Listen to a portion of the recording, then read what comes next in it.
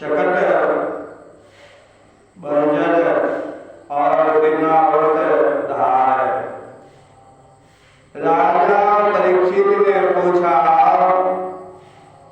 प्रभु सर्वशक्तिमान भगवान श्री हरि अनेकों अवतार धारण करके बहुत से सुंदर एवं सुनने में मधुर लीलाएं करते हैं।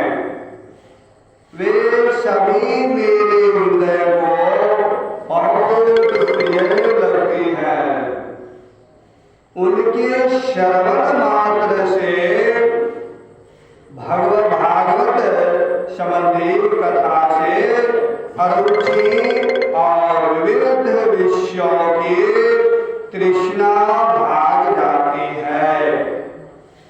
उनके श्रवण मात्र से, सुनने मात्र से भागवत संबंधी कथा से अरुचि और विविध विषयों की तृष्णा भाग जाती है। मनुष्य का अंतःकरण शीघ्र से शीघ्र शुद्ध हो जाता है।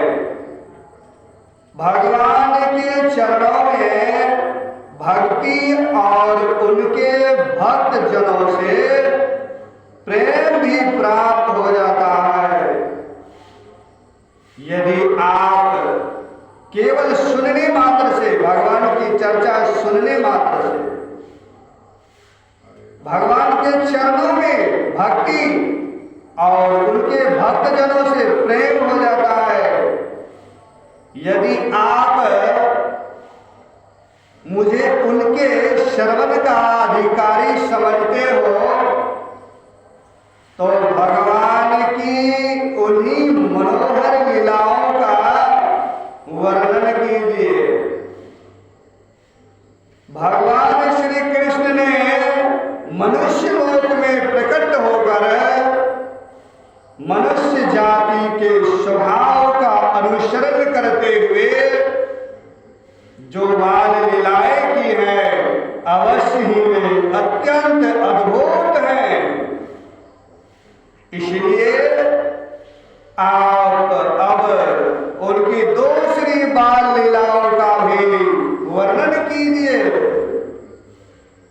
श्री सुखदेव जी महाराज कहते हैं राजा परीक्षित से, परीक्षित, एक बार भगवान श्री कृष्ण के करवट बदलने का अभिषेक उत्सव मनाया जा रहा था। उसी दिन उनका जन्म नक्षत्र भी था। घर में बहुत सी स्त्रियों की भीड़ लगी हुई थी। गाना बजाना हो रहा था। उन्हीं स्त्रियों के बीच में खड़ी हुई सती साध्वी यशोदा जी ने अपने पुत्र का अभिषेक किया। उस समय ब्राह्मण लोग मंत्र पढ़कर आशीर्वाद दे रहे थे। नंदरानी यशोदा जी ने ब्राह्मणों का खूब पूजन सम्मान किया। उन्हें अन्य वस्त्र, माला, गाय आदि मुंह मांगी वस्तुएं दी। जब यशोदा ने उन ब्राह्मणों द्वारा स्वस्ति वचन कराकर स्वयं बालक के नहलाने आदि का कार्य संपन्न कर लिया, तब यह देखकर कि मेरे लल्ला के नेत्रों में नींद आ रही है, अपने पुत्र को धीरे से सैया पर सुला दिया। थोड़ी देर में श्याम सुंदर की आंखें खुल गई।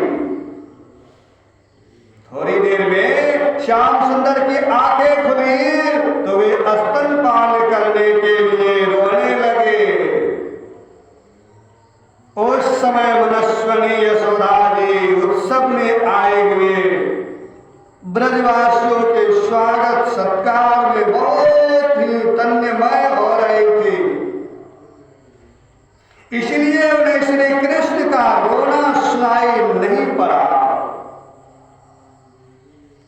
श्री कृष्ण रोते रोते अपने पांव छालने लगे। शिशु श्री कृष्ण, बालक श्री कृष्ण एक छकरे के नीचे सोए हुए थे।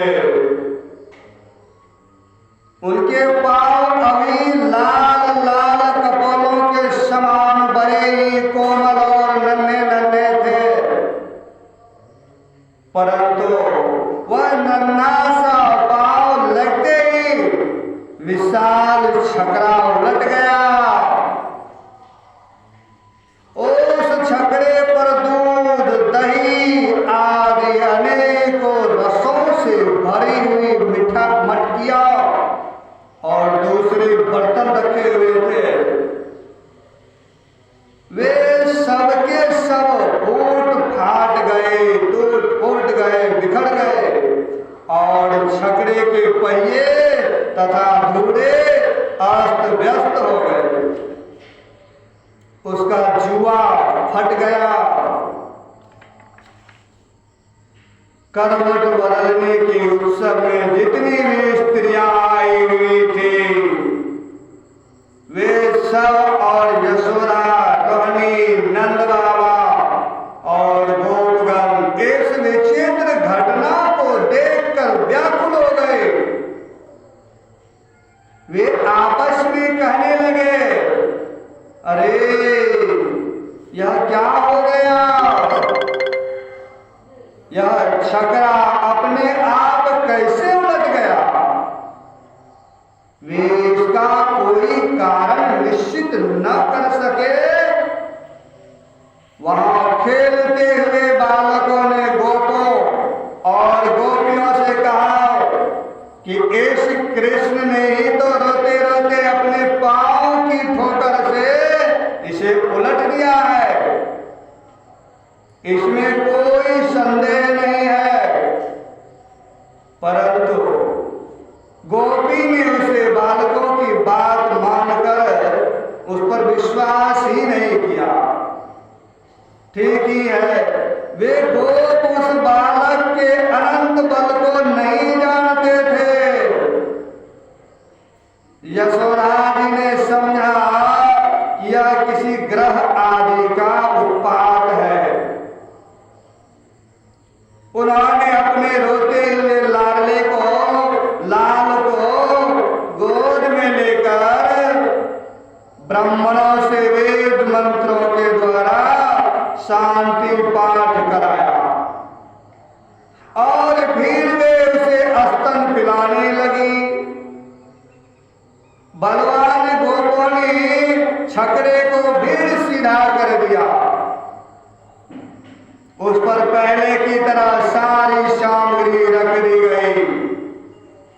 ब्राह्मणों ने हवन किया और दही, अक्षर, कुश तथा जल के द्वारा भगवान और उस छकरे की पूजा की।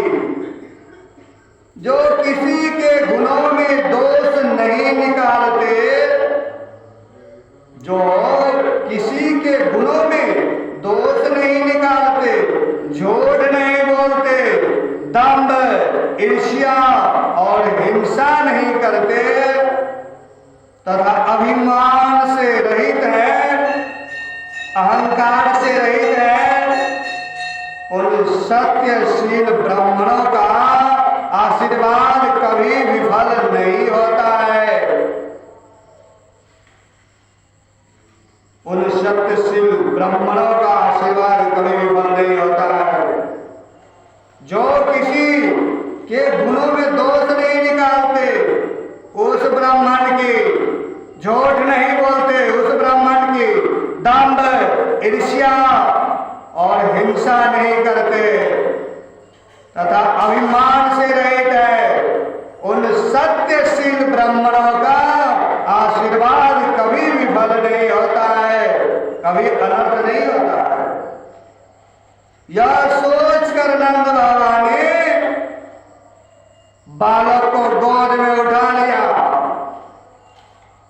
और ब्राह्मणों से शाम, ऋक और यजुर्वेद का मंत्रों द्वारा संस्कृत एवं पवित्र औषधियों से अभिषेक कराया।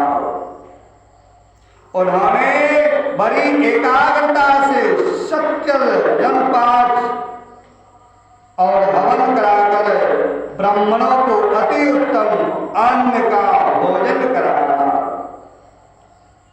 इसके बाद नंद बाबा ने अपने पुत्र की उन्नति और अभिवृद्धि की कामना से ब्राह्मणों को स्वर्ण गुण संपन्न बहुत सी गौएं दी। वे गौएं वस्त्र, पुष्पमाला और सोने के हार से सजी हुई थी। ब्राह्मणों ने उन्हें आशीर्वाद दिया। यह बात स्पष्ट है कि जो वेद वेत्ता और सदाचारी ब्राह्मण होते हैं उनका आशीर्वाद कभी निष्फल नहीं होता है, शराबी नहीं। यह बात स्पष्ट है कि जो वेद वेत्ता और सदाचारी ब्राह्मण होते हैं उनका आशीर्वाद कभी निष्फल नहीं होता है। एक दिन की बात है, सती यशोदा जी अपने प्यारे लल्ला को गोद में लेकर दुलार रही थी। सहसा श्री कृष्ण चट्टान के समान भारी बन गए। वे उनका भार न सह सकी। उन्होंने भार से पीड़ित होकर श्री कृष्ण को पृथ्वी पर बैठा दिया। इस नई घटना से वे अत्यंत चकित हो रही थी। इसके बाद उन्होंने भगवान पुरुषोत्तम का स्मरण किया, ध्यान किया और घर के काम में लग गई। तिरनावर्त नाम का एक दैत्य था। वह कंस का निजी सेवक था। कंस की प्रेरणा से ही भवंडर के रूप में वह गोकुल में आया और बैठे हुए बालक श्री कृष्ण को उड़ाकर आकाश में ले गया। उसने ब्रज रज से सारे गोकुल को ढक दिया और लोगों की देखने की शक्ति हर ली।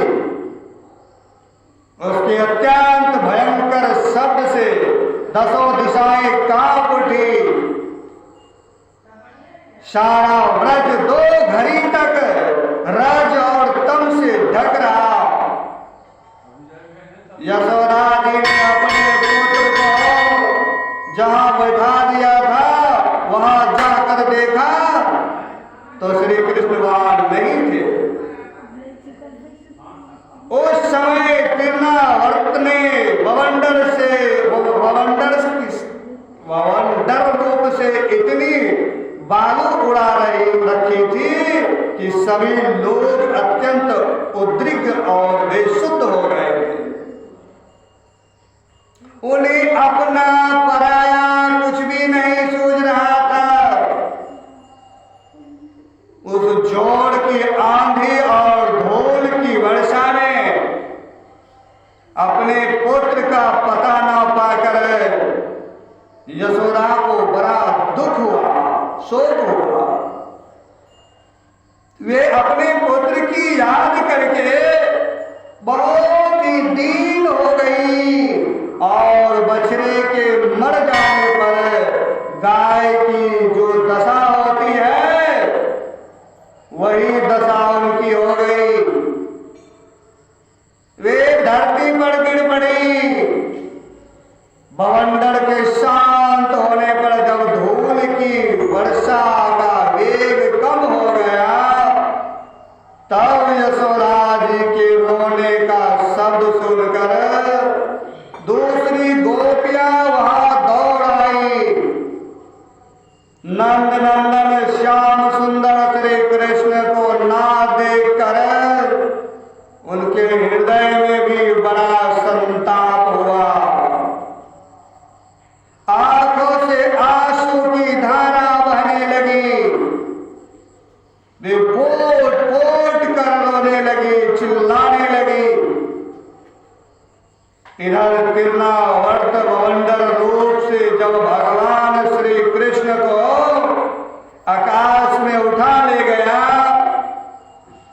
तब उनके भारी बोझ न संभाल सकने के कारण उसका वेग शांत हो गया, वह अधिक चल न सका। तिरनावर्त अपने से भी भारी होने के कारण श्री कृष्ण को नीलगिरी की चट्टान समझने लगा। उन्होंने उसका गला ऐसा पकड़ा कि वह उस अद्भुत शिशु को अपने से अलग नहीं कर सका। भगवान ने इतने जोर से उसका गला पकड़ रखा था कि वह असुर निश्चेत हो गया। उसकी आंखों बाहर निकल आई, आंखें बाहर निकल आई, बोलती बंद हो गई, प्राण पखेरु उड़ गए और बालक श्री कृष्ण के साथ वह ब्रज में गिर पड़ा धड़ाम से। वहां जो स्त्रियां इकट्ठी होकर रो रही थी, उन्होंने देखा कि वह विकराल दैत्य आकाश से एक चट्टान पर गिर पड़ा और उसका एक एक अंग चकनाचूर हो गया।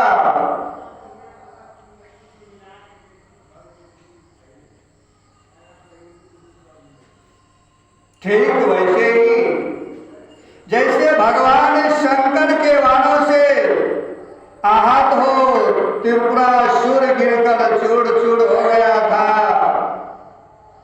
भगवान श्री कृष्ण उसके वक्षस्थल पर लटक रहे थे। यह देखकर गोपियां विस्मित हो गई। उन्होंने झटपट वहां जाकर श्री कृष्ण को गोद में ले लिया और लाकर उन्हें माता को दे दिया। बालक मृत्यु के मुख से सकुशल लौट आया, यद्यपि उसे राक्षस आकाश में उठा ले गया था, फिर भी वह बच गया। इस प्रकार बालक श्री कृष्ण को फिर पाकर यशोदा आदि गोपियों तथा नंद आदि गोपों अत्यंत आनंद हुआ।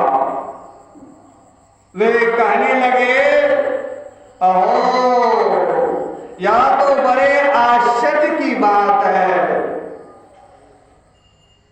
यह तो बड़े आश्चर्य की बात है। देखो तो सही, यह कितनी अद्भुत घटना घट गई। यह बालक राक्षस के द्वारा मृत्यु के मुख से डाल दिया गया था, परंतु फिर भी जीता जागता आ गया और उस हिंसक दोषी को उसके पाप ही खा गए। सच है, साधु पुरुष अपनी क्षमता से ही संपूर्ण भयों से बच जाता है।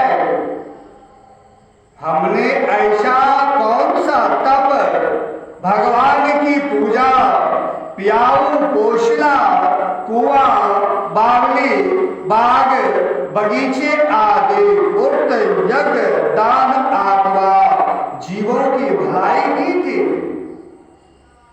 जिसके फल से हमारा यह बालक मरकर भी अपने सज्जनों को सुखी करने के लिए फिर लौट आया।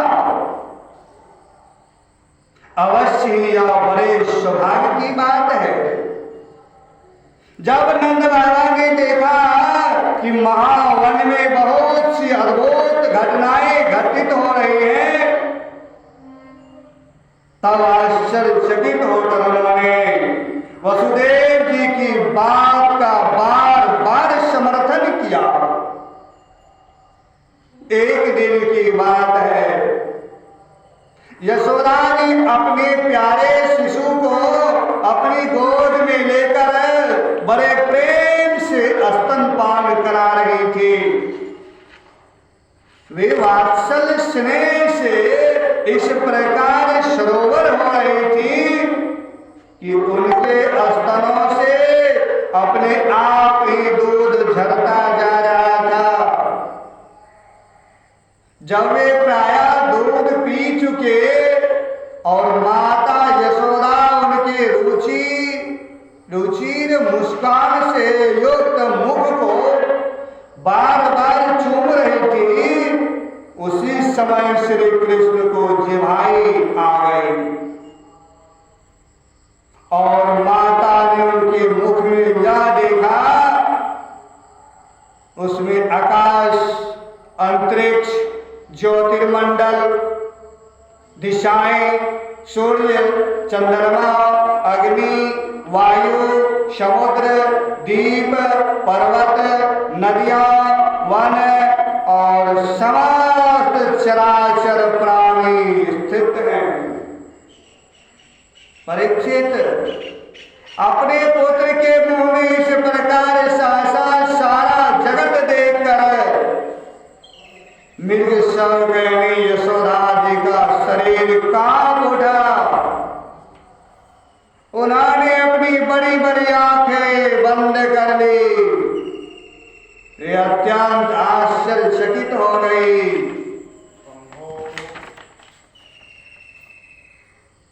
यहाँ कदाचित एक बार से तात्पर्य है कि तीसरे महीने जन्म नक्षत्र युक्त काल से उस समय श्री कृष्ण की झांकी का ऐसा वर्णन मिलता है।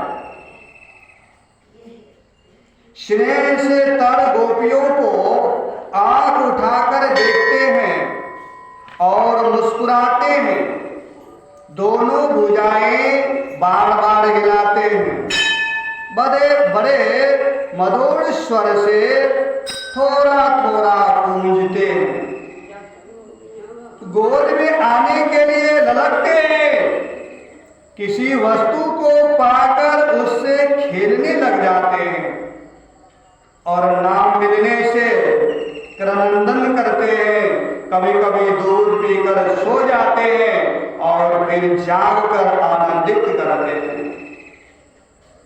हिरण्याक्ष का पुत्र था उत्कर्ष। वह बहुत बलवान एवं मोटा तगड़ा था। एक बार यात्रा करते समय उसने लोमस ऋषि के आश्रम के वृक्षों को कुचल डाला।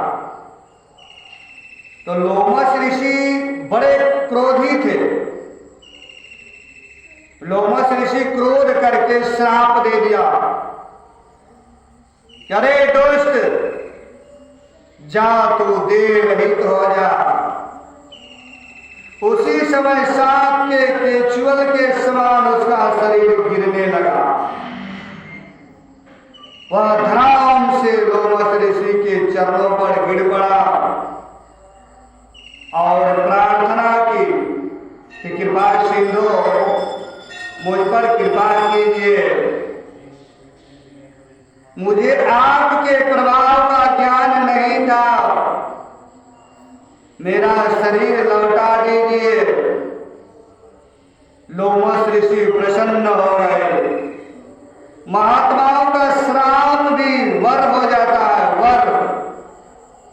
महात्माओं का श्राप भी वरदान के समान हो जाता है। उन्होंने कहा कि वे सत मनवंतर में श्री कृष्ण के चरण स्पर्श से तेरी मुक्ति हो जाएगी। वही असुर छकरे में आकर बैठ गया था।